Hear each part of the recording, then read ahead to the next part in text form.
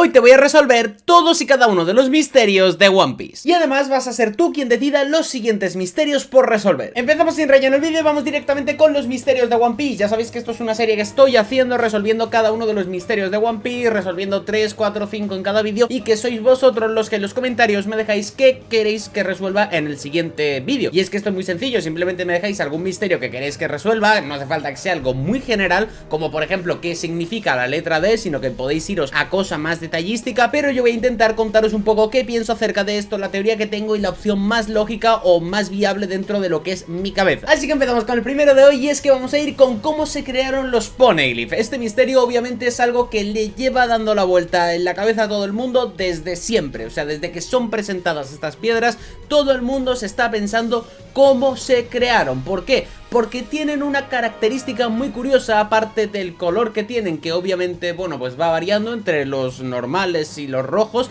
que los rojos ya sabemos que indican la ubicación del Laugh-Tale y todo el tema en principio, y que luego los otros pues van transmitiendo cierta información que es bastante importante sobre el siglo vacío de One Piece, sobre la trama de One Piece y todo esto. Pero la parte más importante de el por qué llegamos a pensar cómo se crearon estos Poneglyph es por algo muy sencillo, y es que en principio son indestructibles. En principio no se pueden destruir, y esto obviamente hay que darle muchísimas vueltas porque tenemos que ver cómo pudo pasar esto. Si es que son piedras con un material que es indestructible o tan duro o lo que sea, entonces ¿cómo es que están esculpidas? Porque hemos visto que las piedras obviamente tienen las inscripciones talladas y grabadas dentro. Sí que es cierto que dentro de lo que es el mundo de One Piece hemos visto que esto se hacía en Wano, y dentro del sitio, digamos, del arco de Wano había los que esculpían los Poneglyph, y esto es algo que viene de allí, pero no han llegado a explicarnos el cómo lo hacían exactamente, no nos han llegado a explicar cómo es que usaban esto para tallarlo. Sí que es cierto que hay varias teorías al respecto, pero lo cierto es que hay realmente pocas que expliquen cómo pudieron crearse estos Poneglyph y cómo es que se hicieron para esculpirlos, y es que son piedras indestructibles.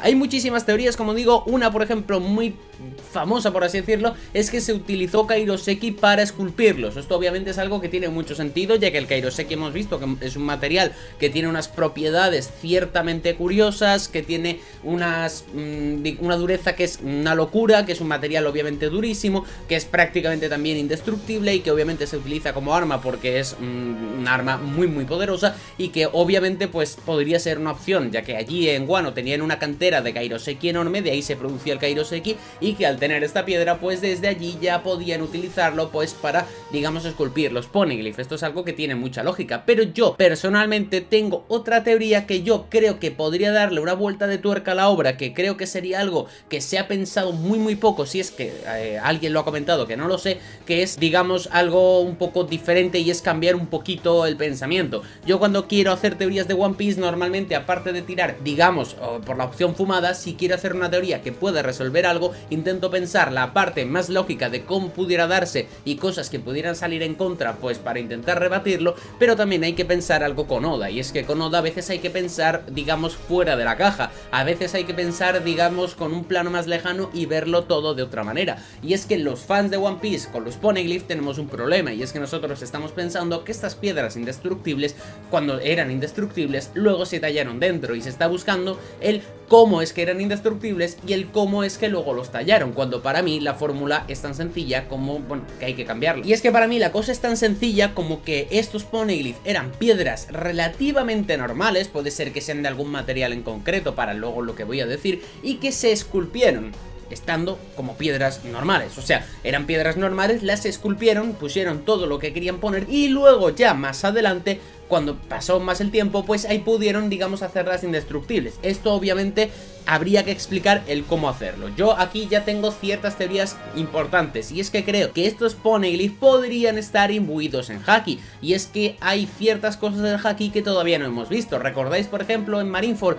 cuando los tres almirantes bloquean un ataque estirando las manos al frente? Pues eso es algo que todavía no hemos visto, ya que ahí combinan como el Haki, lo utilizan, digamos, a distancia, pero los tres a la vez, como combinándolo. Y es que yo me pongo a pensar y digo, si 3 personas son capaces de hacer esto, puede ser que 10 o 20 o 30 utilizando el haki de armamento, tocando lo que viene siendo el Poneglyph, pudieran imbuir el haki en él, como se imbuye dentro de una espada que se vuelve negra y que ya digamos que tiene parte de haki también. ¿Podría ser esto también? Pues para mí tiene muchísimo sentido, y es que para mí lo que digo que tiene más lógica es que pillen una piedra normal, la esculpan, le pongan la información que quieran y que luego los imbuyan. Por esto, al tener este tipo de haki, al tener este haki combinado de tanta gente, harían un haki obviamente muy poderoso que se quedaría en este objeto y que lo haría indestructible, porque estaría recubierto con esto. Y es que aunque la piedra normal sea, pues eso, piedra normal y sea fácilmente destruible, si tú le pones esto, si tú le pones el haki alrededor, harías que este material hiciera que fuera completamente indestructible. Y esto pues para mí es algo que tiene mucha lógica, algo que creo que, como digo, no se piensa mucho en One Piece porque lo intentamos pensar de otra manera, pero si tú te pones en el papel de Oda y en el mundo de One Piece, creo que es algo que tiene bastante lógica y creo que molaría bastante para explicar tanto todo el tema de los Poneglyph de manera relativamente sencilla, como para explicar cosas del haki también y explicar cosas del siglo vacío. Así que para mí esto tendría mucho sentido. Sobre el tema de los Poneglyph rojos, bueno, pues habría que verlo, pero quizás podría ser que simplemente estuvieran hechos con una piedra roja o con algún tipo de material que al combinarlo con el haki se hiciera de esta manera, no lo sé. Esto ya sí que hay que darle un par de vueltas, pero el cambiarles de color tampoco creo que pase nada. O sea, quiero decir, estamos hablando solamente del color y eso es muy relativo, así que yo no le daría más vueltas que esto. Vamos con otro misterio, y es que vamos a ir con el tema del Laugh Tale, y no vamos a ir a donde está Laugh Tale y tal, eso ya lo comentaremos otro momento, pero hay una cosa en relación a Laugh Tale que sí que deja a los fans un poco, bueno, dudosos y curiosos, y es que parece ser que en principio las personas que tienen una Akuma no Mi no pueden ir a Laugh Tale. ¿Por qué digo esto? Bueno, pues esto es algo que, si no lo sabéis, es de conocimiento bastante popular en las redes, porque hay ciertas cosas curiosas que han ocurrido con los usuarios de fruta al acercarse a Laugh Tale. Uno de estos es que, por ejemplo, Buggy no pudo ir a la isla de Laugh Tale, y a raíz de allí pues ya mucha gente sospechó que esto era raro. Y es que claro, Buggy en principio era la única persona de toda la tripulación de Roger que tenía una Akuma no Mi, al menos que nosotros sepamos, por lo cual esto en principio es bastante curioso, le estamos dando bastantes vueltas y no tenemos mucha idea de si podría ser que el Laugh Tale hubiera bloqueado el que Buggy fuera allí y que pues por esto se pusiera enfermo. También otra cosa que soportea un poco esta teoría es que la esposa de Oden, Toki, se puso enferma también y tuvieron que dejarla en Wano, y que esto era pues digamos cuando se supone que ya estaban de camino a Laugh Tale. Y esto yo, a ver, he de decir que esto es un poco un bulo de internet, y es que yo, al menos lo que tengo en mi cabeza es que, si no voy mal, Toki se quedó en Wano, obviamente porque estaba enferma y todo lo que tú quieras, pero no estaban de camino a Laugh Tale. No era como Buggy, que ya directamente tenían todos los Poneglyph, lo tenían todo mirado, estaban a punto de partir a Laugh Tale y él estaba enfermo. O sea, esto es bastante distinto. Lo de Buggy, pues obviamente estaban a punto de salir, él se puso enfermo, pero lo de Toki no. Lo de Toki directamente es que iba por otro camino, por lo cual no entiendo muy bien esta cosa que viene. Y es que, bueno, con lo de Buggy, ya digo, mucha gente ha pensado que quizás los usuarios de frutas no podrían ir allí a Laugh Tale y tal. Esto, como digo, es que es algo que tiene mucha gente instaurada en la cabeza, pero no en el sentido de teoría, sino en el sentido de que mucha gente lo tiene instaurado como de decir, bueno, esto pasa. O sea, quiero decir, como que lo tienen como un fact, como un hecho de One Piece, y esto realmente no es así. Si te pones a darle vueltas, ves que esto deja de tener mucho sentido, sobre todo por un detalle muy tonto, y es que si esto fuera así, de que Laugh Tale no permitiera que fueran allí los usuarios de frutas, entonces me tendrías que explicar a mí cómo puñetas va a ir Luffy a Laugh Tale. Y es que claro, obviamente pues en algún momento tiene que ir, pero ya no te hablo de Luffy, te hablo de Kurohige, por ejemplo, que es una persona que literalmente tiene en la cabeza todo súper planeado, y no creo que sea tan idiota de decir,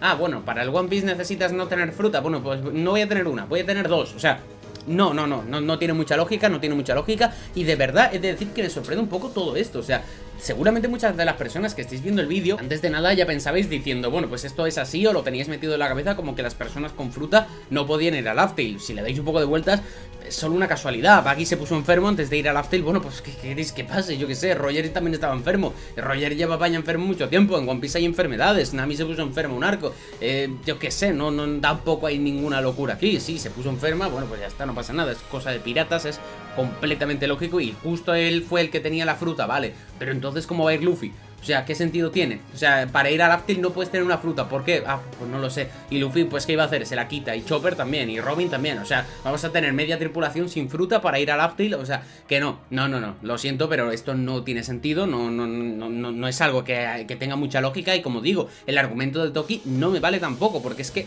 Toki no iba a ir allí. O sea, Toki estaba pues enferma por otra cosa y luego se fue a Wano y todo lo que tú quieras y tal. Pero si tú miras un poco a la historia te das cuenta pues que no, que esto es un poco un bulo que se ha generado, que se ha ido transmitiendo de boca a boca, que lo de Buggy pues parecía un argumento, pero tú te paras, le das un par de vueltas y dices, es que esto no tiene lógica, es que esto no tiene lógica. Y claro, yo cuando me habéis puesto este misterio para que hable de por qué la gente no puede ir a Laftel y tal, porque tienen fruta y tal, me quedé pensando y luego dije, vale, pero es que esto no tiene mucha lógica. Así que para mí la forma de resolver el misterio es explicar pues que no hay misterio, no hay nada más. Si me estoy equivocando en algo o algo así, déjamelo en los comentarios y debatid vosotros si queréis. Si veis a alguien que habla de esto, pues también le respondéis o lo que sea, pero ya digo, es que no le veo mucha lógica. Por cierto, te recuerdo que si quieres que comente algo en concreto de One Piece, alguna teoría o algo muy concreto que quieras que comente en algún podcast o en algún vídeo, lo que sea, tienes un link abajo de PayPal donde me puedes depositar la cantidad que quieras en forma de donación y acompañarla del mensaje que quieras comentarme. De esta manera pues saldrá comentado en el siguiente podcast, obviamente pues simplemente por haber hecho la donación, digamos como beneficio por haber hecho esto,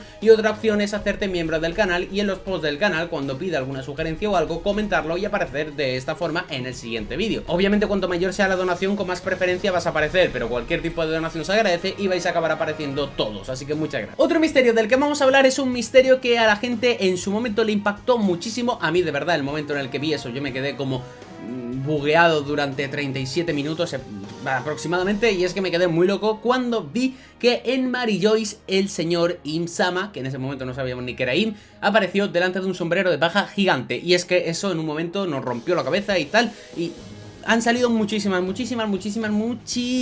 teorías hablando de esto. Y es que, bueno, como digo, todas las teorías que salen son muy buenas, son muy factibles, pero yo voy a tirar la mía y voy a tirarlo por la opción más lógica, por la opción de decir, bueno, si tuviera que resolver el misterio, de decir la opción lógica para que esto ocurra sin demasiados porros, ¿cuál sería? Bien, pues yo esto personalmente lo veo muy claro. Hemos visto que aparece un sombrero de paja gigante congelado en esa cámara, hemos visto ciertas cosas, y este sombrero obviamente es el de nuestro capitán Monkey D. Luffy, por lo cual esto no es casualidad, ese sombrero se repite y aquí pasa algo con ese sombrero. Bien, sin conocer del todo la historia del sombrero de Luffy, porque conocemos que perteneció a Shanks y a su vez a Roger, no sabemos cómo Roger lo obtuvo, hay cosas raras en la obra, y yo he de decir aquí, bueno, que aquí me voy a poder explayar un poco más porque hay cosas importantes con el sombrero a lo largo de toda la obra, y es que, bueno, a ver si encuentro el panel o la escena buena, pero en el flashback de Nolan hay una cosa que es una locura, y es que si os fijáis, en la cabeza de uno de los personajes que están digamos, en el cuento de Nolan, en la charla, hay alguien que tiene un sombrero de paja, y es que esto para mí no es una casualidad. Para mí esto no es una casualidad, y ese sombrero para mí lleva dando vueltas alrededor de unos 800 años. No te digo exactamente el de Luffy, me refiero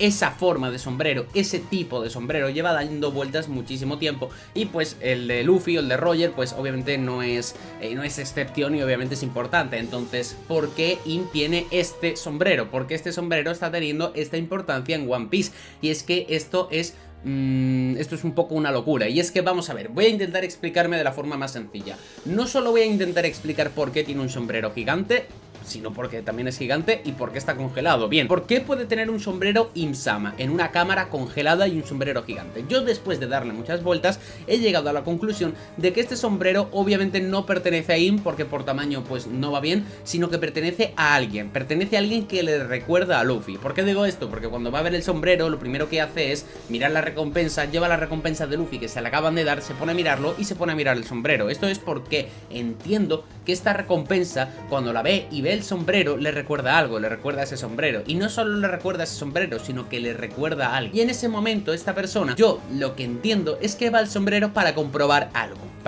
algo importante, y es que va a una cámara frigorífica, una cámara congelada, una cámara que entiendo yo que está ahí aposta pues para preservar algo. Y es que creo personalmente que él va a mirar el cuerpo de Joy Boy, del Joy Boy original, o bueno, sí, bueno, el primero podríamos decirlo, ¿no? Y es que creo que ha ido a mirar el cuerpo de este primer Joy Boy. ¿Y por qué digo esto? O el primero o el anterior Joy Boy que hubiera, aparte, bueno, aparte de Roger, quiero decir, en plan, el anterior Joy Boy y tal, que, bueno, pues podría ser el primero o el último, como queréis decirlo, Creo que fue a mirar esto exactamente. ¿Por qué? Porque si yo me pongo en el papel de Im, yo soy una persona que lleva 800 años por ahí dando vueltas, o 900 o lo que sea, y veo a alguien con un sombrero de paja que me recuerda a alguien que en su momento fue muy importante para la historia, como es ese Joy Boy, yo a lo mejor, viéndolo desde la perspectiva de Im, veo a esa persona, veo esa sonrisa, veo ese sombrero, me suenan, digo, hostias, esta persona me recuerda mucho a Joy Boy. Y tú, por incredulidad de que haya una persona con esas mismas características exactas 800 años después o algo así,